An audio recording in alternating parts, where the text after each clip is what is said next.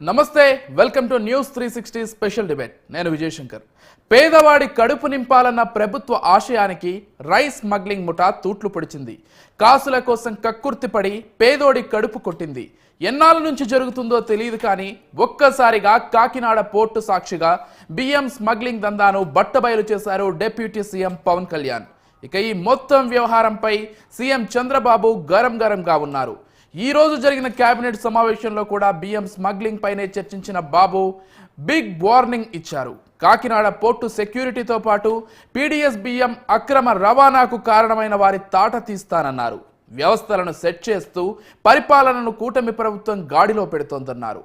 ఇక AP CM Chandrababu warning అక్రమార్కుల గుండెల్లో గుబులు పుట్టిస్తుందా? త్వరలోనే స్టెల్లా షిప్ స్టోరీ బట్టబయలు కానుందా? దీనిపై మనతో పాటు చర్చించడానికి సిద్ధంగా ఉన్నారు పాదయాత్ర వెంకటేశ్వర రెడ్డి గారు, వైసీపీ నేత, వారితో పాటు విల్సన్ గారు, బీజేపీ నేత, ఇద్దరు కూడా. ముందుగా విల్సన్ గారితో మాట్లాడదాం. విల్సన్ గారు నమస్కారం అండి. విల్సన్ గారు మ్యూట్లో ఉన్నట్లున్నారు, అన్మ్యూట్ చేస్తారా? ఓకే విల్సన్ గారు. విల్సన్ గారు ఎలా చూస్తారండి ఈ పీడీఎస్ బియ్యానికి సంబంధించి అక్రమ రవాణా జరుగుతుందని? అంటే అధికారంలోకి వచ్చిన వెంటనే కూటమి నేతలు చేసినటువంటి ఆరోపణలకు సాక్ష్యాలు కూడా ఆ రోజుల్లోనే దొరికాయి. ఏదైతే ఈ పౌర సరఫరాల మంత్రి ఉన్నారో ఆయన కూడా వెళ్ళి అక్కడికి కొన్ని ఆధారాలు సేకరించడం కావచ్చు, లేకపోతే అక్రమ రవాణా జరుగుతుందని చాలా ఖచ్చితంగా చెప్పగలడం కావచ్చు జరిగింది.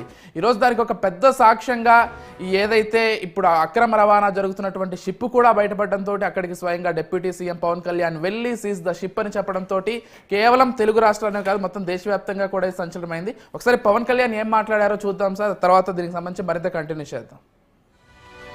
లోపలికి వెళ్ళి చూస్తే మన హోప్ ఐలాండ్ చూస్తే అసలు ఏ విధంగా కట్టుదిట్టంగా లేదు. 975 kilometer coastline Andhra ki.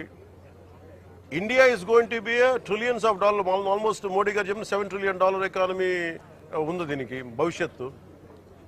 Prapancha deshalu manalni edaganistaya leda, mana balaheenatalu entani chustaru. Andhra Pradesh coastline manaki enta balamo adi manaki anta balahinata kuda.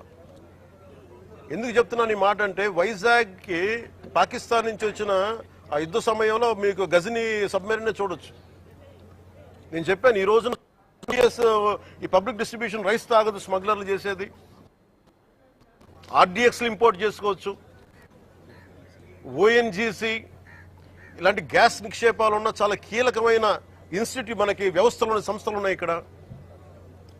ఒక 100 కిలోల ఆర్డీఎక్స్ని తెచ్చేసుకుని ఎవరు చూసేవాళ్ళు ఎవరు లేడు, నాదుడు లేడు. It is not just about public distribution సంబంధించిన rice సంబంధించిన ఒక్కటిదే కాదు ఇది. సో మ్యారిటైమ్ సెక్యూరిటీ ఇష్యూస్ కూడా ఉన్నాయి దీనికి. మ్యారిటైమ్ సెక్యూరిటీ ఎక్కడుంది, మ్యారిటైమ్ పోలీసింగ్ ఎక్కడుంది? ఈ పోర్టు ఫ్రీ ఫర్ ఆల్ అయిపోయింది. ఉగ్రవాదులు కసాబ్ లాంటి వాడు ఎలా వచ్చాడు, ఎక్కడ మనకి కరాచీ నుంచి బోట్లో వచ్చి కాల్చేశాడు. ఇండియాకి చాలా వల్నరబుల్ పాయింట్ అయిపోయింది మన దగ్గరికి వచ్చి ఉగ్రవాదులు వచ్చి రావడానికి. ఇది కేవలం నేను ఒక పీడిఎఫ్ ఈ పబ్లిక్ డిస్ట్రిబ్యూషన్ సిస్టమ్ రైస్ సంబంధించి ఒకటే నేను మాట్లాడలేదు. వెరీ రైట్, చూస్తున్నాం కదా, కేవలం ఈ బియ్యానికి సంబంధించి మాత్రమే కాదు సముద్రం ద్వారా అనేక అక్రమాలు జరుగుతున్నాయంటూ కూడా పవన్ కళ్యాణ్ మాట్లాడుతున్నారు. ఎస్ విల్సన్ గారు ఎలా చూస్తారండి? అన్నట్లుగా ప్రభుత్వం ఏర్పడిన మొదటి రోజుల్లోనే దీనికి సంబంధించినటువంటి విషయాలు బయట పెట్టారు. ఈరోజు దానికి సంబంధించి ఒక పెద్ద సాక్ష్యాధారంతో బయటకు వచ్చారని చెప్పుకోవాలి. ఎలా చూస్తారు అసలు పీడీఎస్ బియ్యం అక్రమ తరలింపుకు సంబంధించి కావచ్చు, దాంట్లో ఎవరెవరు పార్టిసిపేట్ చేశారో ఏం చెప్తారు? గుడ్ ఈవినింగ్ అండి. మీకు ప్యానల్లో ఉన్న పాదర్తి గారికి ఇంకా చూస్తున్న ప్రేక్షకులు కూడా. అంటే దీన్ని మనం చూడాల్సిన కోణం ఏంటంటే ఇది ఒక సామాజిక విద్రోహం. ఎందుకంటే బియ్యాన్ని ఎందుకు తక్కువ ధరకు ఇస్తుంది ప్రభుత్వం అంటే మన దేశంలో ఎవరు ఆకలితో చనిపోకూడదు అని చెప్పని నరేంద్ర మోడీ గారు కరోనా టైంలో 2 సంవత్సరాల పాటు ఉచితంగా రైస్ ఇచ్చారు. అదే సమయంలో ₹1, ₹2 కూడా మనం బియ్యం కొనుగోలు చేసుకుంటా వస్తున్నాం. అంటే మరి సబ్సిడీ కింద బియ్యం పంపిణీ చేస్తా ఉన్నారు. ఇటు రాష్ట్రం కేంద్రం కలిపి చేస్తా ఉన్నారు. కేవలం కేంద్ర ప్రభుత్వమే మరి గత కరోనా టైంలోనూ ఇప్పుడు ఉచితంగా బియ్యం ఇస్తా ఉన్నారు. అంటే దీని ఉద్దేశం ఏంటి? దాదాపు ₹40 పైన కేంద్రం డబ్బులు పెట్టుకుంటా మిగతా సొమ్ము ఏ విధంగా వాళ్ళకి లబ్ధి కలిగించాలి ప్రజలకి అన్న ఉద్దేశంతో ఒక సామాజిక ప్రయోజనంతో కూడుకున్న కార్యక్రమం, పంపిణీ కార్యక్రమం. దీని స్మగ్లర్స్ వాళ్ళ ఆర్థికమైన వాళ్ళ ఎదుగుదలకి లేకపోతే ఆర్థిక పరమైన డబ్బు సంపాదించుకోవడం కోసం సోపానంగా చేయడం అనేది ఒక పెద్ద విషాదం. ఇది మామూలు విషయం కాదు. ఇదైతే ఈ రోజు మాత్రం జరుగుతున్న కార్యక్రమం కాదు, గత దశాబ్దాలుగా జరుగుతూ ఉంది. అందులోనూ ఇప్పుడు షిప్లో పోవడం ఇవన్నీ కూడా గతంలో కూడా జరుగుతూ ఉంది. దీన్ని అరికట్టే విషయంలో ఇప్పుడు ప్రభుత్వం ఒక రెడ్ అలర్ట్ లాగా ప్రకటించి ముందుకెళ్ళడం అనేది ఒక పాజిటివ్ వైబ్రేషన్. ఎందుకంటే దరిదాపు రేషన్ షాపులకు సంబంధించి వాళ్ళకి ప్రజల దగ్గర నుంచి వాళ్ళ 10 రూపాయలకి, 12 రూపాయలకి, 9 రూపాయలు కొనుగోలు చేసి ఆ బియ్యాన్ని ఏం చేస్తున్నారంటే షిప్పుల ద్వారా పంపిణీ చేస్తున్నారు. వాళ్ళు కోట్ల రూపాయలు, కొన్ని దగ్గర బియ్యం దొరకవు. మన పక్కన ఉండే చెన్నైలోనే మంచి బియ్యం దొరకవు. మరి ఇలాంటి పరిస్థితుల్లో ఆంధ్రప్రదేశ్ నుంచి వెళ్తున్న ఈ బియ్యం అనేది మరి ప్రపంచంలో చాలా దేశాలకు ఎగుమతి చేసి సంపాదించుకుంటున్నారు డబ్బులని అర్థమవుతా ఉంది. అందులో ప్రధానంగా ఈ సివిల్ సప్లై సంబంధించిన అనుబంధం దోరపూడి చంద్రశేఖర్ రెడ్డి గారికి కానీ, అంతకుముందు వాళ్ళ నాన్నగారికి కానీ, వాళ్ళ సోదరుడికి కానీ, వీళ్ళకందరికీ భాగస్వామ్యం ఉందనేది అర్థమవుతా ఉంది. అంటే దీన్ని ఖచ్చితంగా అరికట్టాల్సిన అవసరం ఉంది. అరికట్టే క్రమంలో ఈరోజు పవన్ కళ్యాణ్ గారు ఇచ్చిన స్టేట్మెంట్ కావచ్చు, అంతకుముందు చంద్రబాబు నాయుడు గారు ఇచ్చిన స్టేట్మెంట్ కావచ్చు, మా పార్టీ పెద్దలు పురంధేశ్వరి గారు చెప్పిన స్టేట్మెంట్ కావచ్చు, ఇవన్నీ కూడా ఏంటంటే మేము విశుద్ధ పాలనని ప్రజలకి అందించడం కోసమే అధికారులకు వచ్చాం. వచ్చిన తర్వాత దీనిపైన ఖచ్చితంగా ఈ బియ్యం సంబంధించిన మాఫియా పైన ఖచ్చితంగా స్పందించాల్సిన అవసరం ఉంది. అదే ఈరోజు కేబినెట్ లో సుదీర్ఘంగా చర్చ జరిగింది. చర్చ జరిగిన తర్వాత ముఖ్యమంత్రి గారు ఎలాంటి పరిస్థితుల్లోనూ ఇక ముందు కదిలించము, ఇట్లాంటి జరగనివ్వము అని చెప్పి ఒక స్థిరమైన నిర్ణయం తీసుకొని మాట్లాడడం జరిగింది. ఇక్కడ నేనేమంటానంటే అధికార యంత్రాంగం కూడా ఒక సామాజిక బాధ్యత వ్యవహరించాలి. ఎందుకంటే ఈ విధంగా రైస్ ఆ విధంగా పోవడం అనేది దానివల్ల ఏమవుతుందంటే రాబోయే రోజుల్లో బియ్యం పథకం ఆగిపోయే ప్రమాదంగా ఉంటుంది. ఎందుకంటే మీకు బియ్యం ఇస్తుంటే మీరు అమ్ముకుంటున్నారంటే మీకు బియ్యం అవసరం లేదు, ఇది నగదుల బదిలీ పథకంగా మారే అవకాశం కూడా ఉంటుంది ఇదే ప్రక్రియ కొనసాగితే. తద్వారా ఏమవుతుందంటే నగదు రూపంలో వస్తే ఒక్కోసారి ఇంట్లో మగవాళ్ళ చేతుల్లో డబ్బులు పడితే ఆ డబ్బులు తాగి తందనాలాడే ప్రమాదం అవుతుంది. కాబట్టి ఒక ఆహార భద్రత అనేది మరి ఒక పథకంగా తీసుకుని కేంద్ర ప్రభుత్వం ఈ స్కీమ్ అమలు చేస్తున్న నేపథ్యం.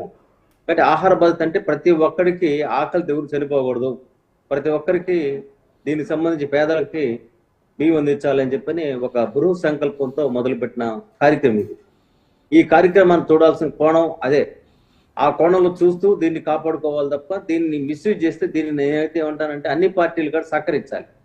ఒకవేళ వైసీపీకి సంబంధించి వాళ్ళకి ఏదైనా అభ్యంతరాలు ఉంటే అభ్యంతరాలని చెప్పాల్సిందో చెప్పాలి, కానీ అసలు ఏమి అవినీతి జరగలేదు, పయ్యావుల కేసు సంబంధించిన బంధువులది మీరు సీజ్ చేయలేదు అంటే నేనేమంటానంటే పయ్యావుల కేసులు కావచ్చు, లేకపోతే నేను కావచ్చు, ఇంకొకరు కావచ్చు, ఇది అందరికి అతీతంగా జరగాల్సింది. అంతేకాకుండా ఈ షిప్పుల్లో గంజాయిగా ట్రాన్స్పోర్ట్ అవుతుందన్న మనకి ఒక సమాచారం అంతా. ఈ గంజాయి ట్రాన్స్పోర్ట్ వల్ల ఏమవుతుందంటే యువత పూర్తిగా నాశనం అయ్యే పరిస్థితుంది. ఈరోజు యువత బ్రెయిన్ పనిచేయకుండా వాళ్ళ లివర్లు పాడైపోయి వాళ్ళ సంబంధించిన ఆరోగ్యం పాడైపోయి వ్యక్తిత్వం దెబ్బతిని సర్వనాశనం అయ్యే ప్రమాదం ఉంది. ఈ షిప్పుల ద్వారా జరిగే ఈ ఏదైతే ఇది ఉందో ఈ స్మగ్లింగ్ ని అరికట్టాల్సిన అవసరం ఉందని నేను స్పష్టంగా భావిస్తున్నాను. భారతీయ జనతా పార్టీ కార్యకర్తగా మాత్రమే కాదు, ఒక సొసైటీలో ఒక పౌరుడిగా వీటిని అరికట్టడం అనేది మనందరి బాధ్యత. రాజకీయాలకు అతీతంగా ఇట్లాంటి సంఘటన చూడాలి. Okay, yes. పాదయాత్ర వెంకటేశ్వర్లు గారు, ఈరోజు ప్రధానంగా అధికార పార్టీలో ఉన్నటువంటి 3 పార్టీలు కూడా మూకుమ్మడిగా చెప్పేది ఏంటంటే గత ప్రభుత్వంలో జరిగిన తప్పిదాల వల్ల, గత ప్రభుత్వంలో జరిగినటువంటి అవకతవకల వల్లే పీడిఎస్ బియ్యం అంత పెద్ద ఎత్తున విదేశాలకు తరలింపు జరుగుతోంది. ఇప్పుడు కూడా అది కొనసాగుతోంది. మేము వ్యవస్థల్ని గాడిన పెట్టే ప్రయత్నం చేస్తున్నాం, అందులో భాగంగా ఇవన్నీ కూడా బయటపడుతున్నాయనేది వాళ్ళ ప్రధాన విమర్శ. ఏం చెప్తారండి? ముందుగా 360 న్యూస్ వీక్షకులకి, ప్యానెల్లో ఉన్న పెద్దలకి, మీకు, రాష్ట్ర ప్రజలకి శుభ సాయంత్రం. కూటమి ప్రభుత్వం యొక్క మాటలు ఎలా ఉన్నాయంటే క్లియర్ కట్ గా వాళ్ళు ఒక సినిమాలో కామెడీ యాక్టర్ బ్రహ్మానందం గారు మాట్లాడితే ఎలా ఉంటాయో అలా ఉన్నాయి. మీరు ఫస్ట్ నెలలో మాట్లాడితే వచ్చి నెల అయింది అన్నారు, రెండో నెల మాట్లాడితే వచ్చి 2 నెలలు అయింది అన్నారు. అట్లా 6 నెలలు కాలం అయింది. 6 నెలల కాలంలో 4 నెలల క్రితం ఆయన నాదెళ్ల మనోహర్ గారు, civil supplies minister Nadella Manohar గారు 4 నెలల క్రితం 1,00,000 టన్నుల బియ్యాన్ని సీజ్ చేశామని చెప్పారు. దాని దోషులు ఏమయ్యారు? ఎవరైనా పట్టుకున్నారా? ఒకటి. మళ్ళీ నిన్న సీజ్ ద షిప్ అని చెప్పేసి, సీజ్ ద రైస్ షిప్ అని చెప్పేసి ఒక కామెడీ డైలాగ్ ఒకటి చెప్పారు డిప్యూటీ సీఎం పవన్ కళ్యాణ్ గారు. సీజ్ చేశారా? సీజ్ జరిగిందా? అట్లనే ఆడపిల్లలపై కన్నెత్తి చూస్తే భయపడాలన్నారు. ఆడపిల్లల మాన ప్రాణాలు కాపాడటంలో ఈ ప్రభుత్వం పనిచేసిందా? మద్యం మాఫియా మీద ఉక్కుపాదం మోపుతానని చంద్రబాబు గారు అన్నారు, ఆగిందా? మరి అట్లనే ఈ ఇసుక దోపిడీ మీద చర్యలు మీరు కనుక అక్రమాలు చేస్తే ఊరుకోనన్నారు, ఆపారా? వీళ్ళందరూ ఏం చెప్తున్నారు? కూటమి ప్రభుత్వం ఏం చెప్తుంది? అధికారంలోకి వచ్చిన తర్వాత కెమెరాల ముందు పబ్లిసిటీ స్టంట్లు చేస్తూ, వీడియోలు చేస్తూ మాటలు చెప్తున్నారు. చర్యలు ఎందుకు తీసుకోవట్లేదు? అక్రమం జరిగిందని షిప్ ని సీజ్ చేస్తామన్నారు. ఇంతవరకు దోషులు ఎవరో తేల్చల. మరి 4 నెలల క్రితం పట్టుకున్న దానికి దోషులు తేల్చల. మరి గంజాయి మీద ఉక్కుమాదం మోపుతామన్నారు. పవన్ కళ్యాణ్ గారి పిఠాపురంలోనే గంజాయి దొరికింది. ఆ దోషులు ఎవరో చెప్పలా. ఆడబిడ్డల మీద ఉక్కుమాదం మోపుతామంటే పవన్ కళ్యాణ్ గారి నియోజకవర్గంలోనే కార్పొరేటర్ భర్త 16 ఏళ్ల అమ్మాయిని మానభంగం చేస్తే దాని మీద ఏం చర్యలు తీసుకున్నారో చెప్పలా. 1 కాదు 2 కాదు, మీకు ఇవన్నీ చర్యలు చూస్తుంటే నాకేమనిపిస్తుంది అంటే, మీకు గుర్తుందో లేదో మనీ సినిమా, మనీ అని శివరాజరావు గారి డైరెక్షన్ లో బ్రహ్మానందం గారి లీడ్ రోల్ పోషిస్తూ ఒక సినిమా వచ్చింది. అందులో బ్రహ్మానందం గారు ఎక్కడ నవ్వరు, సీరియస్ గా యాక్ట్ చేస్తారు. కానీ చూసే ప్రేక్షకులు మొత్తం కడుపు ఉప్పాలవుతారు. వీళ్ళు చెప్పే డైలాగులు అలా ఉన్నాయి. ఎలా ఉన్నాయంటే, 6 నెలలు అయింది ప్రభుత్వం వచ్చి, సూపర్ 6 ఎక్కడ కొట్టారు. మరి డైలాగ్ అయినా పవన్ కళ్యాణ్ గారి ఫేవరెట్ డైలాగ్, మనల్ని ఎవరు ఆపేదని. సూపర్ 6 ఎక్కడ కొడితే మనల్ని ఎవరు అడిగేది? స్టీల్ ప్లాంట్ అమ్ముతుంటే మనల్ని ఎవరు అడిగేది? మరి ఉద్యోగాలు తీసేస్తే మనల్ని ఎవరు అడిగేది? అట్లనే పెన్షన్ తీసేస్తే మనల్ని ఎవరు అడిగేది? విజయవాడ వరద బాధితులు అవినీతి చేస్తే మనల్ని ఎవరు అడిగేది? ఆడబిడ్డలు మాన ప్రాణాలు పోతుంటే ఏందయ్యా ఈ సంగతి అంటే ప్రశ్నించిన వాళ్ళ మీద కేసులు పెట్టారు, మనల్ని ఎవరు అడిగేది? ఇట్లా చెప్పుకుంటూ పోతే ఈ 6 నెలల పరిపాలనలో జరగని దాడులు లేవు, జరగని హత్యలు లేవు, ఆడబిడ్డల మాన ప్రాణాల మీద జరిగిన రేపటి మటర్స్ లేవు. ఎన్ని కాదు, ఇన్ని ఘోరాలు, ఇన్ని నేరాలు కాదు. అవినీతి, విద్యా వైద్యం మాకెందుకు, ఇంటింట మద్యమే ముద్దు అన్నట్టుగా ఈ రోజు గడప గడపకి మద్యం అందిస్తున్నారు.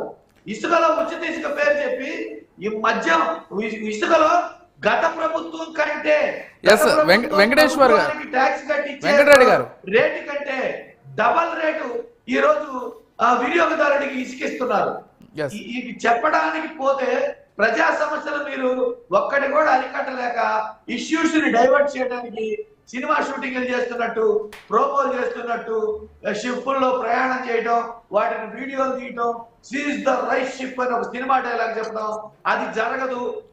వెంకటరెడ్డి గారు, ఒక ప్రధాన విమర్శ ఏంటంటే, గతంలో సివిల్ సప్లైస్ వ్యాన్స్ అని చాలా ఉండేవి. ఏదైతే రేషన్ బియ్యాన్ని ఇంటింటికి అందించాలనేటువంటి ఒక లక్ష్యంతో మీ ప్రభుత్వం ప్రతి గ్రామంలో, ప్రతి ఊర్లో కొన్ని వేల వ్యాన్లు రాష్ట్ర వ్యాప్తంగా కూడా పెట్టారు. ఆ వ్యాన్ల ద్వారానే ఈ బియ్యాన్ని అక్రమంగా తరలించారనేటువంటి ప్రధాన విమర్శ ఉంది మీ పార్టీ పైన. ఏం చెప్తారు దానికి? మన భారతదేశ వ్యవస్థలో, ముఖ్యంగా ఆంధ్రప్రదేశ్ పోలీస్ వ్యవస్థలో ఇమ్మీడియట్లీగా ట్రేస్ అవుట్ చేసి అరికట్టే క్రిమినల్స్, పెద్ద క్రిమినల్స్ నే మనం క్షణాల్లో పట్టుకున్నాం. ఇక్కడ డైలాగులు, గత ప్రభుత్వంలో బ్యాన్ వచ్చి మీరు వచ్చి 6 నెలలు అయింది, ఎవరిని పట్టుకున్నారు? ఎందుకు అరికట్టలేకపోయారు? సినిమా డైలాగ్ 6 నెలల తర్వాత కూడా గత ప్రభుత్వం మీద ఈ 6 నెలల కాలంలో ఏదన్నా ఆడబిడ్డలు మానప్రాయాలు పలా చోట రేపు జరిగిందయ్యా అంటే గత ప్రభుత్వంలో జరిగింది. మరి పలా చోట అవినీతి జరిగిన గత ప్రభుత్వంలో విధానాలు అంటారు. 6 నెలల కాలం నుంచి వైఎస్ఆర్సీపీ పార్టీ మీద, జగన్మోహన్ రెడ్డి గారి మీద, అప్పటి ప్రభుత్వం మీద మాటలు చెప్పడం తప్పితే మీరు ఒక్కటన్నా పని, మీరు చేసిన పనులేంటి, మీరు ఏం చేస్తున్నారు, ఎందుకు అరికట్టలేకపోతున్నారు, చర్యలేంటి, ఇవి కదా చెప్పాలి. ఒకవేళ వాళ్ళు చెప్పే మాటలు నిజమైతే ఎందుకు చర్యలు తీసుకోలేదు, ఎందుకు చర్యలు తీసుకోలేకపోతున్నాం మేము. ఒక్కసారి విల్సన్ గారితో మాట్లాడదాం. వాళ్ళు తీసుకున్న చర్యలు ఏంటంటే, ఇప్పటి వరకు వాళ్ళు తీసుకున్న చర్యలు ఏంటంటే, ఇలా సోషల్ మీడియాలో కానీ డిబేట్లో కానీ ఎక్కడైనా కానీ ఇలా కనుక ఎవరైనా ప్రశ్నించిన వాళ్ళ మీద అక్రమ కేసులు పెట్టి, సోషల్ మీడియా సామాన్య కార్యకర్తల మీద అక్రమ కేసులు పెట్టి, పెద్ద పెద్ద చట్టాలు ఉపయోగించి అక్రమ కేసులు పెట్టి వాళ్ళ ప్రశ్నించే వాళ్ళని అరెస్ట్ చేశారు తప్పితే నేరస్తుల్ని, నేరగాళ్ళని, రేపిస్తుల్ని, హత్యలు చేసేవాళ్ళని, దోపిడీలు చేసేవాళ్ళని, దొంగతనాలు చేసేవాళ్ళని, అవినీతి చేసేవాళ్ళని ఎక్కడ మీరు అరికట్టారు? మాఫియా చేసేవాళ్ళని, ఇప్పుడు గంజాయి మాఫియా, లిక్కర్ మాఫియా, ఇసుక మాఫియా జరగని నేరం లేదు కదా. రైట్. ఒకసారి విల్సన్ గారు మీరు అడిగిన ప్రశ్నే వారిని అడుగుదాం. విల్సన్ గారు, అంటే అధికారంలోకి ఇచ్చి ఇన్ని నెలలు అవుతోంది కదా, మొదటి నెలలోనే అక్రమ బియ్యానికి సంబంధించి మీ మంత్రి కూడా వెళ్ళి కొన్ని తనిఖీలు చేసి బయటపెట్టినటువంటి సందర్భాలు కూడా ఉన్నాయి. ఇప్పటి వరకు అసలు దీని వెనక ఎవరున్నారు? ఈ మాఫియా అని చెప్తున్నారు మీరు, ఇంత పెద్ద మాఫియా. ఈ మాఫియా మరి ఎక్కడ స్టార్ట్ అయింది? మాఫియా వెనక ఎవరున్నారు? ఇందులో ఎవరెవరి పాత్ర ఉందనేది ఇప్పటి వరకు ఎందుకు తేల్చలేదు? ప్రతిసారి ఇలా వచ్చి ఇలాంటి డైలాగులు వేయడం ఏంటనేటువంటిది వాళ్ళు చెప్తున్నటువంటిది. ఏం చెప్తారు దానికి? ఖచ్చితంగా ఇప్పుడు వాళ్ళు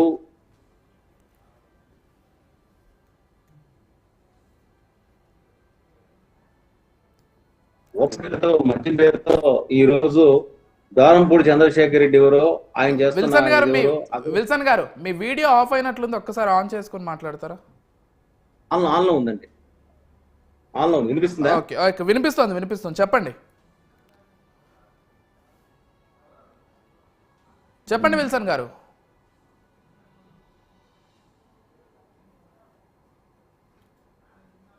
వినపడుతుందండి వాయిస్? ఎస్ వినిపిస్తోందండి, వాయిస్ వినిపిస్తోంది. ఓకే, చెప్పండి విల్సన్ గారు. ఏమంటానంటే ఓపెన్ హార్ట్ తో అడిగితే ఏం అభ్యంతరం లేదు, అడగచ్చు. కానీ వైసీపీ హయాంలో జరిగిందంతా రాష్ట్ర ప్రజలందరికీ తెలిసిపోయింది. It is exposed. దాన్ని కొత్తగా చెప్పాల్సింది ఏం లేదు. కాకపోతే 6 నెలల్లోనే అనేక అంశాలు బయటకు వచ్చాయి. అనేక అంశాల్లో మహిళలకు సంబంధించి ఆ జత్వాన్ని తీసుకొచ్చి 3 ఐపీఎస్లు చేసిన ఆ ఆ తర్వాత రఘురామ కృష్ణరాజు గారిని వేసిన దాడి దగ్గర నుంచి అనేక అంశాల్లో వాళ్ళ అకృత్యాలు, అన్యాయాలన్నీ బయటకు వన్ బై వస్తున్నాయి. ఇప్పుడు ఆర్థికంగా వాళ్ళకు సంబంధించిన ఇవన్నీ కూడా బయటకు వస్తున్నాయి. ఇవన్నీ బయటకు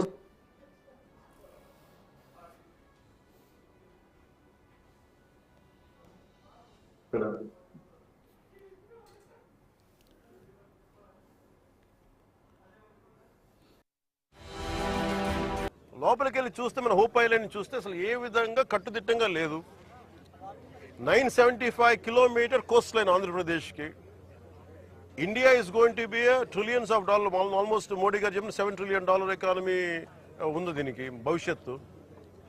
ప్రపంచ దేశాలు మనల్ని ఎదగనిస్తాయా లేదా, మన బలహీనతలు ఏంటని చూస్తారు. ఆంధ్రప్రదేశ్ కోస్ట్ లైన్ మనకి ఎంత బలమో అది మనకు అంత బలహీనత కూడా.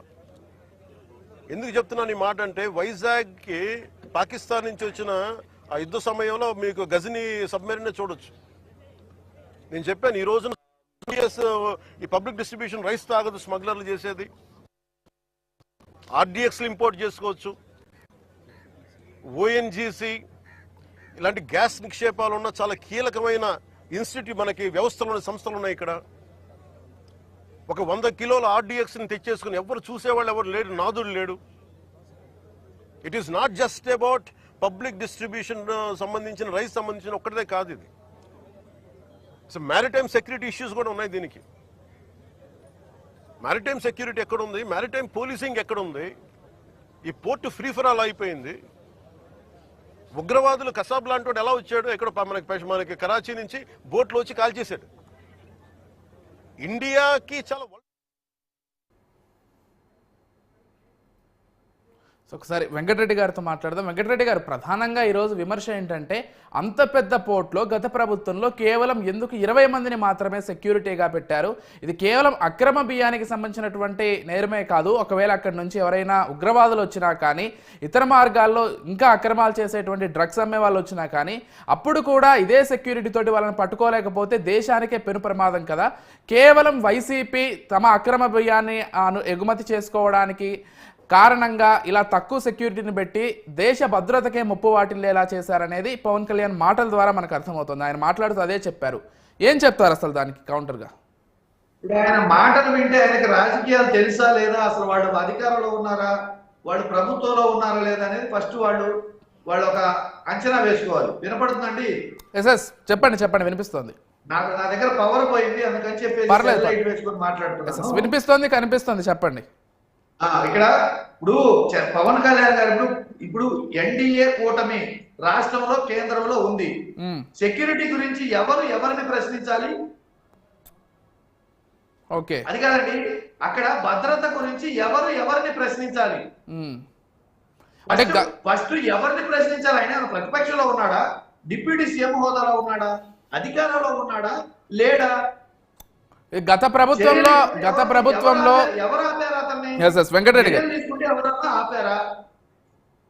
ఇక సోదరులు విల్సన్ గారు వర్రా రవీంద్రారెడ్డి గురించి మాట్లాడుతున్నారు. వర్రా రవీంద్రారెడ్డి అనే అతను ఒక సామాన్య కార్యకర్త. చంద్రబాబు నాయుడు గారు మాట్లాడినవి బూతులు కాదా? అవి ఏమన్నా వేద మంత్రాలా? లోకేష్ బాబు గారు మాట్లాడినవి ఏమన్నా బూతులు కాదా? అవి ఏమన్నా వేద మంత్రాలా? పవన్ కళ్యాణ్ గారు మాట్లాడిన బూతులు కాదా? అవి ఏమన్నా వేద మంత్రాలా? మాట్లాడిన భాష వేద మంత్రాలా? శ్వేతా ఒక్క విషయం వెంకటరెడ్డి గారు, స్ట్రైట్ గా ఒక క్వశ్చన్ అండి. గత ప్రభుత్వంలో ఈ సెక్యూరిటీని పెట్టారు, అదే కొనసాగుతూ వస్తుంది. ఇప్పుడు మేము తనిఖీలు చేస్తున్నాం కాబట్టి ఇంత తక్కువ సెక్యూరిటీ ఉందనే విషయం బయటపడింది, ఇప్పుడు పెంచే ప్రయత్నం చేస్తామంటే పవన్ కళ్యాణ్ చెప్పారు. అంటే గత ప్రభుత్వ వైఫల్యంగా ఆయన చూపించే ప్రయత్నం చేస్తున్నారు. ఎందుకు గత ప్రభుత్వంలో అంత పెద్ద పోర్ట్లో అంత తక్కువ సెక్యూరిటీని పెట్టారనే ప్రశ్న మాలాంటి సామాన్యుల దగ్గర నుంచి కూడా వస్తుంది కదా. ఏం చెప్తారు దానికి? అసలు పోర్టులు ఎవరి ఆధీనంలో ఉంటాయి? కేంద్ర ప్రభుత్వం 14 నుంచి 19 వరకు ఎవరున్నారు, 19 నుంచి 24 వరకు ఎవరున్నారు, 24 నుంచి ఎవరున్నారు? పోర్టులు ఎవరి ఆధీనంలో ఉంటాయి? కేంద్ర ప్రభుత్వ ఆధీనంలో ఉంటాయి. కేంద్ర ప్రభుత్వంలో భాగస్వామిగా 14 నుంచి 19 వరకు ఎవరున్నారు? ఇప్పుడు ఎవరున్నారు? ఇప్పుడు ఆయన కోర్టులోకి వెళ్తుంటే ఆపింది ఎవరు? విల్సన్ గారు ఏదో చెప్తున్నారు. ఇవన్నీ ఏమండి నేను ఒకటే చెప్తున్నాను, మీకైనా నాకైనా, ఆంధ్రప్రదేశ్ ప్రజల అమాయకులని మనమేదో సినిమా షూట్లు చేసేసి మనమేదో ఏదో మసిపూసి మారేడుగా చేసేసి ఎవరినో ప్రశ్నించాల్సింది ఎవరినో ప్రశ్నిస్తే తెలుసుకోలేనంత అమాయకులు ఆంధ్రప్రదేశ్ ప్రజలు కాదు. ఆంధ్రప్రదేశ్ ప్రజలకి చట్టాలు తెలుసు, చదువు తెలుసు, విఘ్నత ఉంది, వినయ విధేయతలో ఎప్పుడు ఎన్నికలు వస్తాయని చూస్తున్నారు. వాళ్ళు చెప్పే లెక్క ప్రకారం కనుక వాళ్ళు చేసిన తీర్మానం ప్రకారం, కూటమి ప్రభుత్వం చేసిన కేబినెట్ తీర్మానం ప్రకారం కనుక జమిలీ ఎన్నికలు కనుక 27లో వస్తే ఖచ్చితంగా ఆంధ్రప్రదేశ్ ప్రజలు వీళ్ళు వేసే డ్రామాలకి, వీళ్ళు వేసే డ్రమిటికల్ నాటకాలకి, వీటన్నిటికీ తెర వేయడానికి ఆంధ్రప్రదేశ్ ప్రజలు సిద్ధంగా ఉన్నారు. నేనేమంటానంటే, ప్రభుత్వం మీది, అధికారంలోకి మీరు వచ్చారు, అధికారంలోకి వచ్చి 6 నెలలు అయింది. 6 నెలల కాలంలో ఇప్పటి వరకు మీరు ఏం చేశారు, ఏం చెయ్యాలనుకుంటున్నారు, వీటిని ఎందుకు అరికట్టలేకపోతున్నారు, వీటిని మీద ఎందుకు చర్యలు తీసుకోవట్లేదు? ఒకవేళ వాళ్ళు అన్నట్టే గత ప్రభుత్వంలో కనుక ఎవరైనా తప్పులు చేసి ఉంటే, ఎవరైనా అక్రమాలకు కనుక పాల్పడి ఉంటే మీరు చర్యలు తీసుకునే స్థానంలో మీరున్నారు. కేంద్ర రాష్ట్ర ప్రభుత్వాలు ఎన్డీఏ కూటమిలో ఆంధ్రప్రదేశ్ నుంచి మంత్రులు కూడా కేంద్రంలో ఉన్నారు. వెంకటేశ్వర్లు గారు, సరే, సామాన్య ప్రజలకు తెలియవనుకుంటున్నారా? వెంకటరెడ్డి గారు ఒక ప్రశ్న అండి. ద్వారంపూడి అనేటువంటి ఒక వ్యక్తి, ఆ వ్యక్తి ఫ్యామిలీకి సంబంధించినటువంటి వాళ్ళంతా కూడా ఈ బియ్యం వ్యాపారం చేసేటువంటి వాళ్ళు ఇలా అక్రమంగా బియ్యాన్ని తరలించి డబ్బులు సంపాదించాలనేటువంటి ఒక దుర్బుద్ధితో చేసినటువంటి స్టార్ట్ చేసినటువంటి ప్రక్రియ ఇంకా కూడా కొనసాగుతుంది. ప్రభుత్వం మారినప్పటికీ గతంలో పనిచేసినటువంటి అధికారులు కావచ్చు, పోలీస్ అధికారులు కావచ్చు, వాళ్ళంతా కూడా ఇంకా వైసీపీ నేతల చెప్పు చేతల్లోనే ఉన్నారు. ఇప్పుడిప్పుడే మార్పు తీసుకొచ్చే ప్రయత్నం చేస్తున్నామనేటువంటి విషయాలు కూడా వాళ్ళు చెప్తున్నారు. అంటే మీ ప్రభుత్వంలో ఉన్నటువంటి అధికారులు, ఉన్నతాధికారులు ఇంకా కొనసాగుతున్నారు కాబట్టి అదే స్థానాల్లో చాలా చోట్ల ఇలాంటివన్నీ కూడా ఇంకా జరుగుతున్నాయనేది వాళ్ళ విమర్శ. దాంతోపాటుగా ద్వారంపూడికి సంబంధించినటువంటి అంశం కూడా. ఈ రెండు అంశాలను ఎలా చూస్తారు వెంకటరెడ్డి గారు? ద్వారంపూడి చంద్రశేఖర్ గారు ఆయన రైడ్ చేసి సీజ్ ద షిప్ అని సినిమా డైలాగ్ చెప్పిన రోజే ఆయన స్టేట్మెంట్ ఇచ్చారు. మీరు సిట్ వేస్తారా, సిబిఐ వేస్తారా, ప్రభుత్వం ఎవరినైనా దోషులు పట్టుకుంటారా పట్టుకోండి, శిక్షించండి, ఆధారాలు లేకుండా అనవసరమైన వ్యక్తిగత నా మీద ఆరోపణ చేయొద్దు, మీరు విచారణ చేసి శిక్షించండి, ఒకవేళ నేను ఆయన దోషి అయినా ఆయన శిక్షించండి, అంతేగాని ఆరోపణలు ఎందుకు చేస్తున్నారు? ఆరోపణ ప్రతిపక్షంలో ఉన్నారు ఆరోపణ చేయడానికి. ఏంటండి మీరు చెప్పడానికి చేయడానికి చాలా తేడా ఉందండి. ఇక్కడ కేవలం రాష్ట్రంలో ఉన్న పెంచిన విద్యుత్ ఛార్జీలను పక్కదారి పట్టించడం కోసం, విజయవాడ వరద బాధితుల అవినీతిని పక్కదారి పట్టించడం కోసం, అమ్మిన స్టీల్ ప్లాంట్ విషయాన్ని పక్కదారి పట్టించడం కోసం, తీసేసిన ఉద్యోగాలని విషయాలను పక్కదారి పట్టించడం కోసం, అట్లనే తీసేసిన వృద్ధుల పెన్షన్ని విషయాలను పక్కదారి పట్టించడం కోసం, జరుగుతున్న ఆడబిడ్డల మాన ప్రాణాల మీద జరుగుతున్న దాడుల విషయాలని పక్కదారి పట్టించడం కోసం, జరిగిన హత్యలు, దారుణ మారణకాండాలను పక్కదారి పట్టించడం కోసం, సూపర్ 6 ఎత్తేసిన విషయాన్ని పక్కదారి పట్టించడం కోసం, వీటన్నిటిని పక్కదారి పట్టించడం కోసం ఇవన్నీ గత ప్రభుత్వం మీద నిందారోపణ చేస్తూ, సినిమాటిక్ డైలాగులు కొడుతూ, షోలు చేస్తూ, ప్రోమోలు నిర్వహిస్తూ నాటకాలు ఆడుతుంది ఈ ప్రభుత్వం, కట్టుకథలు చెబుతుంది ఈ ప్రభుత్వం చెప్పేవన్నీ నిజాలు వాస్తవాలైతే చర్యలు తీసుకోవడానికి ఎవరు అడ్డుపడ్డారు, ఎక్కడ అడ్డుపడ్డారు? మీరు హానెస్ట్ గా నేను ఒక మాట చెప్తానండి, హానెస్ట్ గా చెప్తున్నాను. ఈ బియ్యం విషయం వచ్చేసరికి స్పెషల్ గా ఈ బియ్యం విషయం వచ్చేసరికి పేదలకు పంపిణీ చేసే బియ్యం, పేదల కడుపు కొట్టి ఈ రోజు సంక్షేమ హాస్టల్లో సరైన భోజనం లేదు, పేరెంట్స్ లేని పిల్లల దగ్గర సంక్షేమ హాస్టల్స్ లో సరైన భోజనం లేదు, ప్రభుత్వ ఆసుపత్రుల్లో సరైన భోజనం లేదు, మందు బిళ్ళలు లేవు, ప్రభుత్వ స్కూళ్లలో సరైన భోజనం లేదు. అలాంటి పేద పిల్లల కడుపు కొట్టి ఇంత లెవెల్లో అక్రమాలు జరుగుతుంటే వీళ్ళు సినిమా డైలాగులు కట్టుకథలు చెప్తున్నారు తప్పితే నేరస్తులు ఎందుకు పట్టుకోవట్లేదు? ఒకటి. ఇక ఈ బియ్యం మాఫియా అనేది ఎప్పుడైతే ఎన్టీ రామారావు 2 రూపాయల కేజీ బియ్యం పెట్టాడో అప్పటి నుంచి పార్టీ రహితంగా అన్ని పార్టీల్లో ఈ అవినీతి కొనసాగుతుంది. ఎందుకు చర్యలు తీసుకోవట్లేదు? వెంకటరెడ్డి గారు ఒక విషయం అంటే మీరు పదే అన్నట్టు వీటన్నింటినీ ఒక స్లోగన్ గా మిగిలిపోతుంది. పదే సినిమా డైలాగ్ అంటున్నారు. కాకపోతే ప్రతి ఒక్క నాయకుడు, ప్రతి ఒక్క ప్రభుత్వం రాడు అవినీతిని అరికడతాం, అవినీతి చేసిన వాళ్ళని, అక్రమాలు చేసిన వాళ్ళని ఉక్కుపాదం మోపుతాం, శిక్షిస్తాం అంటాం. ఇవి సినిమా డైలాగులు కానీ మిగిలిపోతున్నాయి. అంటే ఇందులో మీ ప్రభుత్వం కూడా ఇంక్లూడ్ అయింది కదా, గత 5 ఏళ్ల పాలన వైసీపీ ప్రభుత్వం కూడా మీరు చెప్పేటువంటి మాటల్లో కాదంటారా? నేను మా ప్రభుత్వం మీ ప్రభుత్వం అని కాదు, ఈ 2 రూపాయల కేజీ బియ్యం బిగినైన కాడి నుంచి అన్ని ప్రభుత్వాల్లో ఉంది ఇది. కాబట్టి మీ ప్రభుత్వంలో ఉందని కూడా చర్యలు తీసుకోండి. ఓకే. నేరస్తుడు ఎవడైనా నేరస్తుడే. పవన్ కళ్యాణ్ గారి మాటల్లోనే చెబుతా, నేరస్తుడికి కులం లేదు, మతం లేదు, ప్రాంతం లేదు, క్రిమినలే. మరి చర్యలు ఎందుకు తీసుకోవట్లేదు? ఓకే, అదే పనిలో ఉన్నా అంటున్నారు. సరే, సినిమా డైలాగులు అంటున్నారు మీరు. కాకపోతే ఎన్ని రోజులు ఇప్పుడు రేపు జరిగితే మేము అదే పనిలో ఉన్నా, ఇన్వెస్టిగేట్ చేస్తున్నాం అంటే ఎన్ని రేపులు జరిగే వరకు మీరు ఇన్వెస్టిగేషన్ లో ఉంటారు, ఎన్ని హత్యలు జరిగే వరకు మీరు ఇన్వెస్టిగేషన్ లో ఉంటారు, ఎంత నష్టం జరిగే వరకు మీరు ఇన్వెస్టిగేషన్ లో ఉంటారు, ఎన్ని దాడులు జరిగే వరకు మీరు ఇన్వెస్టిగేషన్ లో ఉంటారు, ఎంత దోపిడీ జరిగే వరకు మీరు ఇన్వెస్టిగేషన్ లో ఉంటారు. సరే, ఆ విషయాలన్నీ పక్కన పెడితే అక్రమ బియ్యం అనేటువంటి ఒక కాన్సెప్ట్కి వస్తే చాలా పెద్ద సబ్జెక్ట్ ఇది. ఎందుకంటే ఎక్కడో పల్లెటూళ్ళల్లో 5 రూపాయలకి లేకపోతే 10 రూపాయలు. లెట్ మీ ఎక్స్ప్లెయిన్ వెంకటరెడ్డి గారు, పూర్తిగా చెప్పిన తర్వాత మీరు చెప్పచ్చు. ఇప్పుడు రేషన్ బియ్యం ఎక్కడి నుంచి తీసుకోవాలి? వీళ్ళు రేషన్ డీలర్ దగ్గర నుంచి రేషన్ డీలర్ దగ్గర నుంచి దొంగ సంతకాలు పెట్టించుకొని వాళ్ళన్నట్టు వ్యానుల్లోకి తీసుకొని మండల స్థాయి నుంచి విలేజ్ స్థాయి నుంచి బిగిన్ అయ్యి మండల స్థాయి నుంచి జిల్లా స్థాయి దాటి జిల్లా స్థాయి దాటి నుంచి రాష్ట్రం దాటి రాష్ట్రం నుంచి దేశం దాటి తరలిస్తుంటే ఇన్ని అంచెల్లో ఎక్కడ పట్టుకోకూడదండి? మీరు అక్రమం చేసిన ఒక్క డీలర్ అయినా మీరు సస్పెండ్ చేశారా? అక్రమం చేసిన ఒక్క ఎంఆర్ఓనైనా మీరు సస్పెండ్ చేశారా? అక్రమం చేసిన ఒక్క ప్రభుత్వ ఉద్యోగులైనా మీరు సస్పెండ్ చేశారా? మీరు అధికారులు మాట వినట్లేదన్నారు. అధికారులను మార్చే విధానం, అధికారులను మార్చుకునే విధానం, అధికారులను చర్యలు తీసుకునే పద్ధతి ఏ ప్రభుత్వానికి ఉంటుంది? ఇప్పుడు ఏ ప్రభుత్వానికి ఉంటుందండి?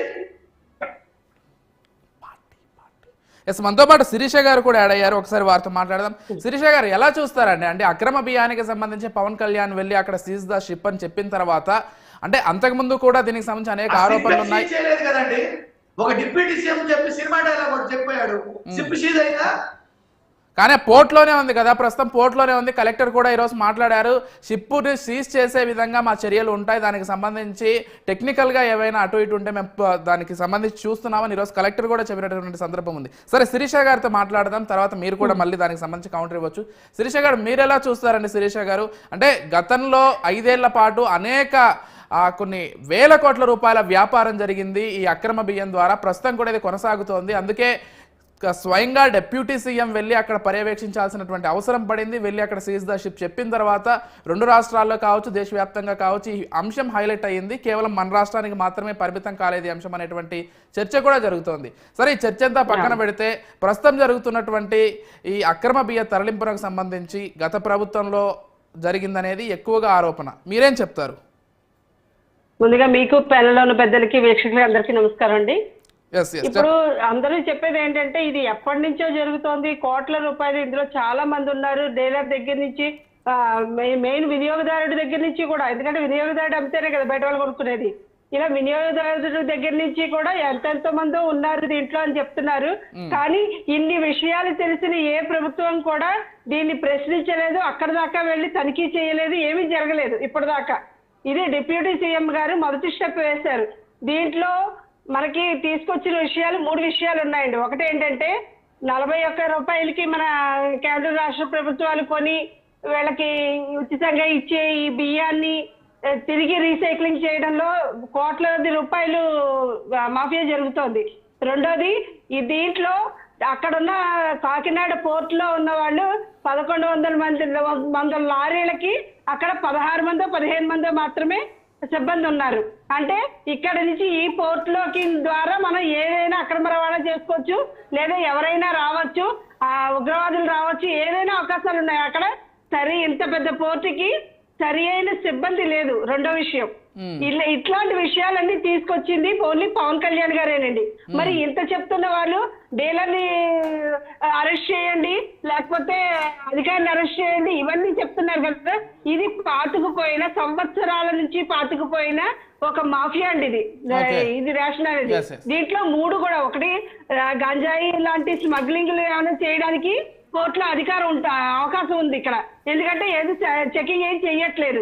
రెండోది ఏంటంటే, ఉగ్రవాదులు వచ్చి ముంబై లాంటి దాంట్లో బాంబు పెళ్లిళ్ళు సంభవించినట్లుగా వీళ్ళు అలాంటి ఆయుధాలను కూడా సరఫరా చేయడానికి కూడా అవకాశం ఉంది, ఎందుకంటే అక్కడ సరి అయిన తనిఖీ లేదు. అట్లాగే ఈ బియ్యంది కూడా. సో ఏంటంటే, ఇప్పుడు పవన్ కళ్యాణ్ గారు చెప్పేది ఏంటంటే, ఇంత పెద్ద పోర్ట్ లో మనకి మొన్న నాదెళ్ల మనోహర్ గారు చెప్పారు ఏంటంటే, అతిపెద్ద పోర్ట్ అయిన వైజాగ్ లో కూడా అంత జరగలేదు. 30 టన్నులు 3 సంవత్సరాల నుంచి 30 టన్నులు మాత్రమే వెళ్ళింది, కానీ ఇక్కడ 1,30,00,000 టన్నులు వెళ్ళింది అని చెప్తున్నారు. అంటే ఎంత రవాణా చేయడానికి అనుకూలంగా ఉన్న ఈ కాకినాడ పోర్ట్ లో దీన్ని మన ఆంధ్ర రాష్ట్రానికి అనుకూలంగా ఎక్స్పోర్ట్ ఇంపోర్ట్ దీనికి ఇన్కమ్ సోర్సెస్ ఉన్నది చేసుకోవడం మానేసి ఇట్లాంటివి జరుగుతూ దీనికి సరి అయిన తనిఖీ కేంద్రం కింద అది లేదు, తనిఖీకి సంబంధించిన సిబ్బంది ఎవరు లేరు. ఈ విషయాలన్నీ బయటికి ఎవరు తీసుకొచ్చారండి? పాలనలో కనీసం పోర్టులోకి ఎవరిని కూడా వెళ్ళనివ్వలేదు. కూడా మనం ఒక్కసారిగా వచ్చి తీసి పడేసేది, తుడిచేసేందుకు చెత్త, ఇంట్లో చెత్త ఏం కాదు లూట్ చేయడానికి. దీనికి రూట్లో పాతుకుపోయినాయి. వీటిలన్నిటిని తీసుకురావడానికి మొదటి స్టెప్ వేశారు పవన్ కళ్యాణ్ గారు. అంతే, ఇక్కడతో ఆగదు. దీన్ని పూర్తిగా ఎంతవరకు సాధ్యాసాధ్యాలు చూసుకుంటూ దీనికి టైం తీసుకుంటుందండి. ఒక్కసారిగా అయిపోతుంది ఇది. సంవత్సరాల నుంచి శిరీష గారు ఒక ప్రశ్న అండి. శిరీష గారు రైట్ శిరీష గారు, ఇందాక వెంకటరెడ్డి గారు మాట్లాడుతూ ఒక విషయాన్ని చాలా స్పష్టంగా చెప్పారు.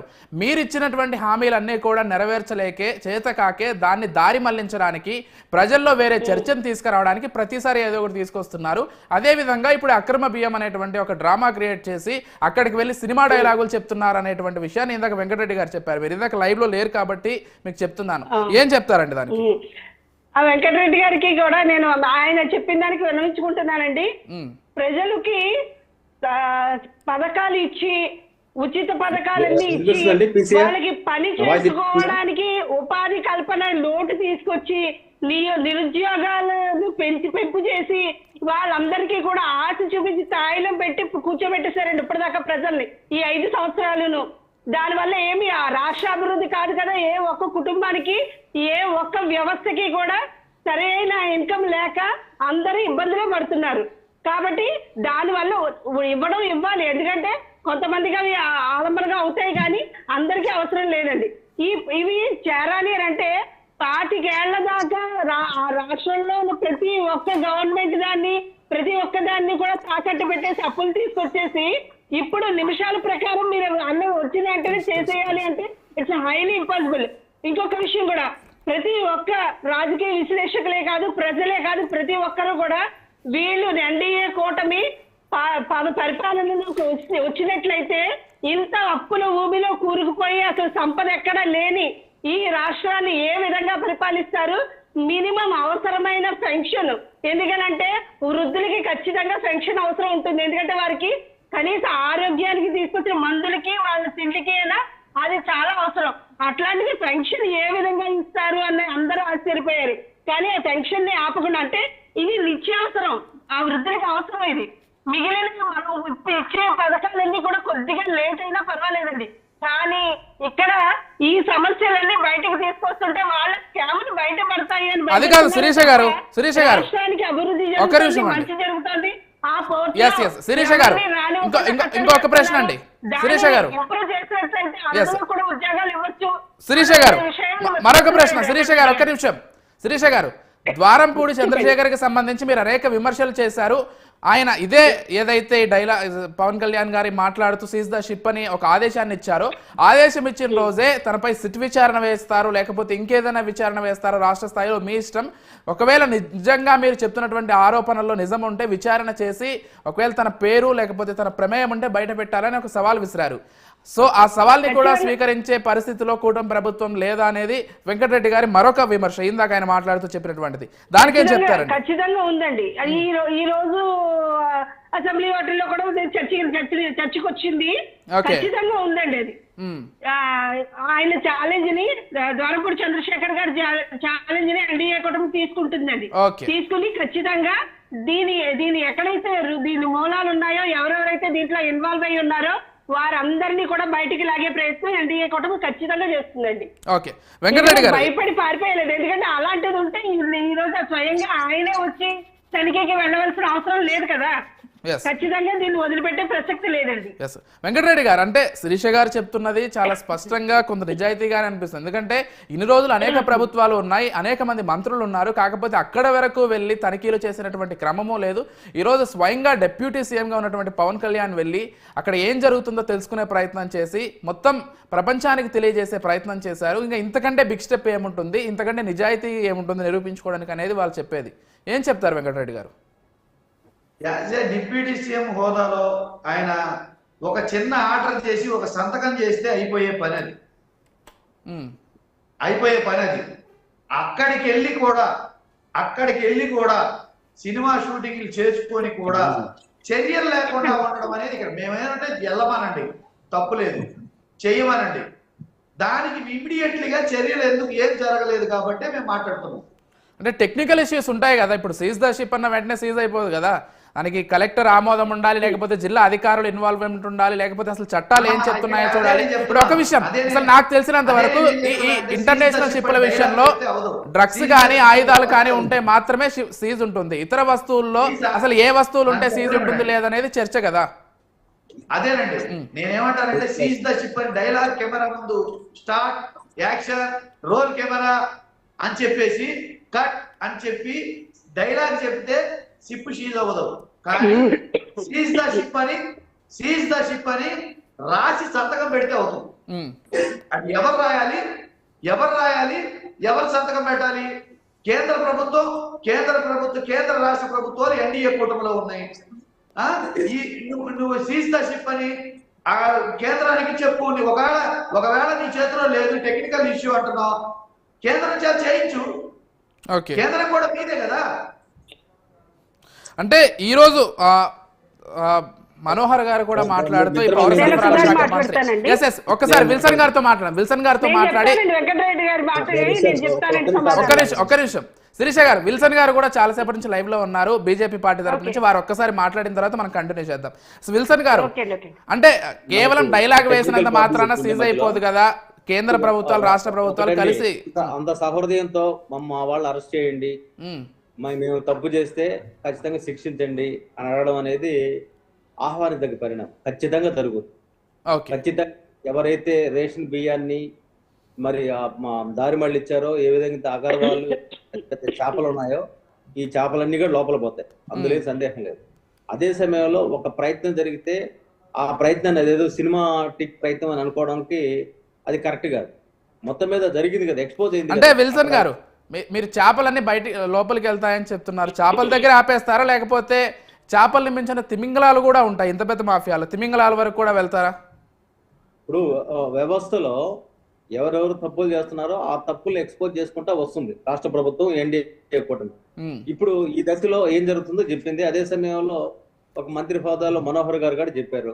అంటే ఇవన్నీ వన్ డేలో జరిగిపోవాలనుకోవడం అనేది అత్యాశ.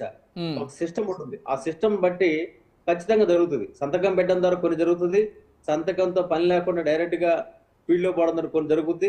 అధికార యంత్రాంగం ఇప్పటికి కూడా దోబుచులాడుతూ ఉన్నారు. ఇప్పటికి కూడా వాళ్ళు ఫుల్గా మస్తుగా తినేసి గమ్ముగా ఉంటున్న వాళ్ళు కూడా ఉన్నారు. వీళ్ళందరూ ఎవరు ఏంటనే దగ్గర ఖచ్చితంగా మీడియా అనేది నిఘా వేస్తుంది, అందులో సందేహం లేదు. ఎందుకంటే ఫోర్త్ ఎస్టేట్ చాలా పవర్ఫుల్. ఇప్పుడు మమ్మల్ని కూడా నిలదీయచ్చు, తప్పులేదు. ఆయన అన్నట్టుగా కేంద్ర ప్రభుత్వానికి నిలదీయచ్చు, హక్కు ఉంది.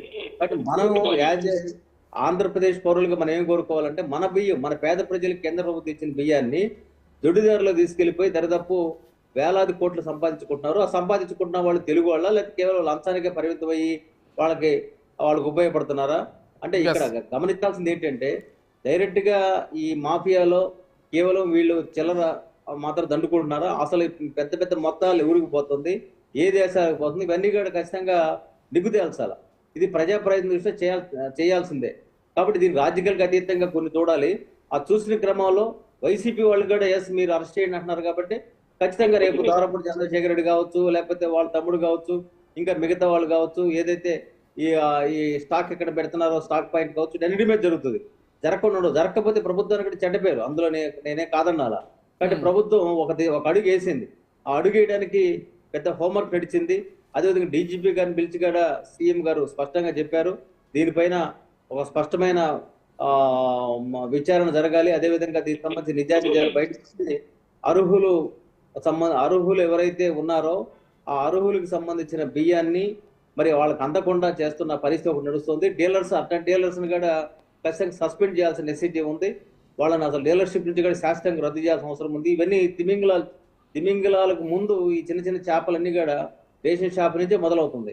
కాబట్టి మొత్తం స్కామ్ ఎక్కడుంది, మూలాలు ఎక్కడుంది అనే దగ్గర మీడియా ఏదైతే చైతన్యవంతంగా వ్యవహరిస్తుందో, అదేవిధంగా ప్రభుత్వాలు కూడా అంతే చైతన్యవంతంగా వ్యవహరించే అధికార యంత్రాంగం కూడా ఒక రెస్పాన్సిబిలిటీ అలా వహించకపోతే ఏమవుతుందంటే దేశద్రోహం నేరం కిందకి వస్తుంది. ఇది మన దేశంలో సంపద, మన దేశం మనం అనుభవించాల్సింది, మన పేదలు అనుభవించాల్సిన దాన్ని మీరు మిగతా వాళ్ళు దాదాపు 34 రూపాయలు కేంద్ర ప్రభుత్వం ఇస్తుందంటే అర్థం ఏంటి? ఏదో మనకి జాతీయ భద్రత ఆహార పథకం Okay, ప్రజల Wilson కోసం చేసే మేలు అది గుర్తించాల్సిన అవసరం ఉంది. రైట్.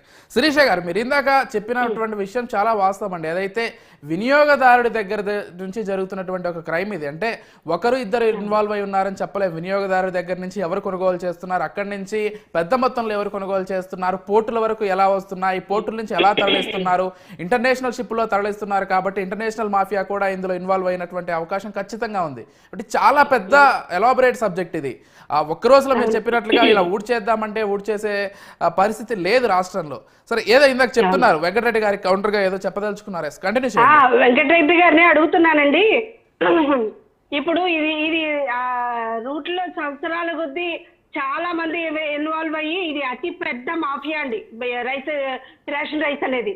అయితే చిన్నవి దీని ముందు చిన్న విషయాలైన మాజీ సీఎం గారిని పొడిచిన కోడికత్తి డ్రామా శ్రీను విషయం కానీ, లేకపోతే బాబాయ్ విషయం కానీ, లేదు మన అనంతబాబు గారు సుబ్రహ్మణ్యాన్ని చంపేసి డోర్ డెలివరీ చేసిన ఇష్యూలో కానీ, ఇవన్నీ కూడా ఉండి కూడా వాళ్ళు ముఖ్యమంత్రిగా వాళ్ళ పరిపాలనలో ఉన్నప్పుడు కూడా ఇంకా సాగదీసుకుంటూ 5 ఏళ్ళు అయినా కూడా వాటికి జరగలేదు, న్యాయం జరగలేదు.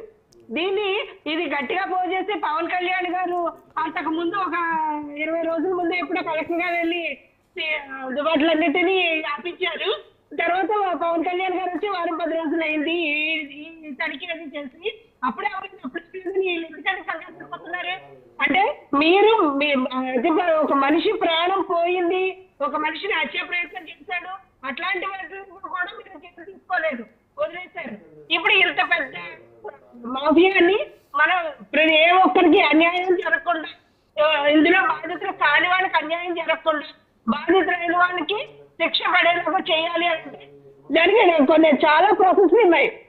ఇదేంటంటే మెయిన్ ఒక రాష్ట్రానికి సంబంధించిందే కాదు కాబట్టి కేంద్రానికి కూడా సంబంధం ఉంది కాబట్టి కొంచెం టైం పడుతుంది.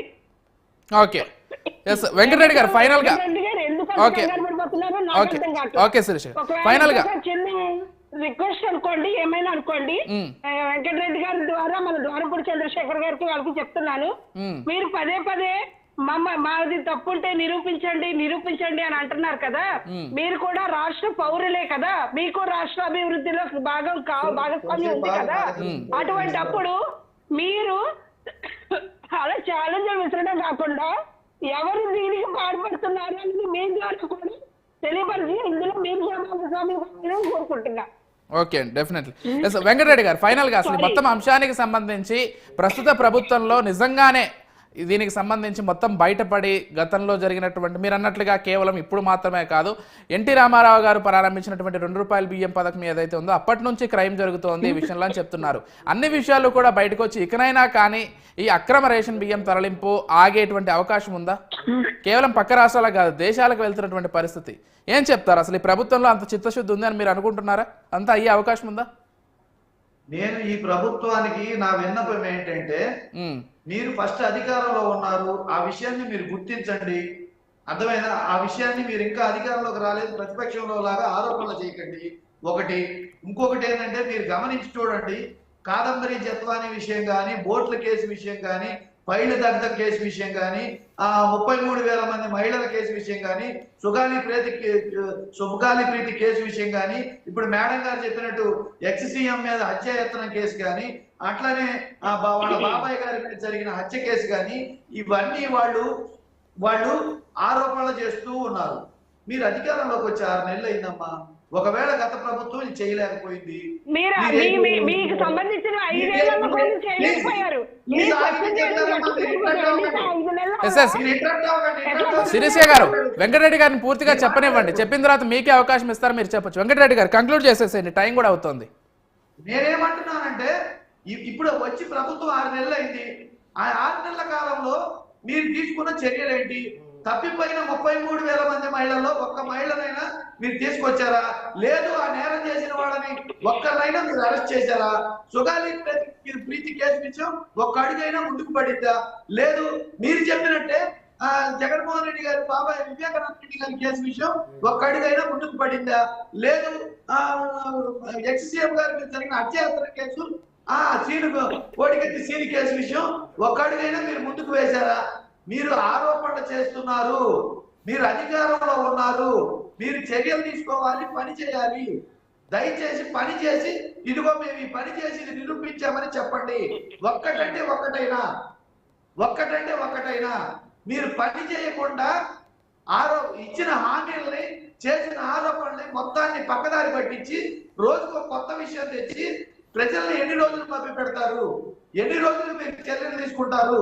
ఈ రోజు 6 నెలలు అయింది. సంవత్సరానికి తీసుకుంటారా? 2 సంవత్సరాలకు తీసుకుంటారా?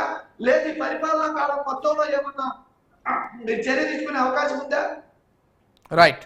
ఓకే వెంకటరెడ్డి గారు, ఇదే ప్రశ్న నా ఇద్దరిని కూడా అడుగుదాం, బీజేపీ వారిని అదేవిధంగా జనసేన వాళ్ళని కూడా, ఎందుకంటే కూటమి ప్రభుత్వంలో భాగంగా వాళ్ళు ఉన్నారు కాబట్టి. ఎస్ విల్సన్ గారు ఏం చెప్తారండి? అంటే ఇన్ని నెలలు అవుతోంది, ఇప్పటికి కూడా అదే విమర్శలేనా? ఇంకా ఏదైనా దీనికి సంబంధించి చర్యలు తీసుకునే అవకాశం ఉందా? మేము చెప్తున్నాం కదా ఇంత ఓపెన్గా, ఒకవేళ నిజంగానే మా ప్రభుత్వంలో తప్పు జరిగింటే, మా మంత్రులు తప్పు చేస్తుంటే, లేకపోతే మా పార్టీ వాళ్ళు తప్పు చేస్తుంటే పట్టుకోమని, లేకపోతే కేసులు పెట్టమని చెప్తున్నాం కదా, ఇంకా ఎందుకు ఆలస్యం చేస్తున్నారనేటువంటి ప్రశ్న వారి నుంచి వస్తుంది. ఏం చెప్తారండి దానికి? విల్సన్ గారు కంక్లూడ్ కూడా చేసేయండి, టైం అవుతుంది. 12 సంవత్సరాల పాటు కోర్టుకి వెళ్లకుండా జగన్మోహన్ రెడ్డి మేనేజ్ చేసుకుంటున్నారు, ఏం చేస్తున్నారు అనేది ప్రజల్లో ఉంది.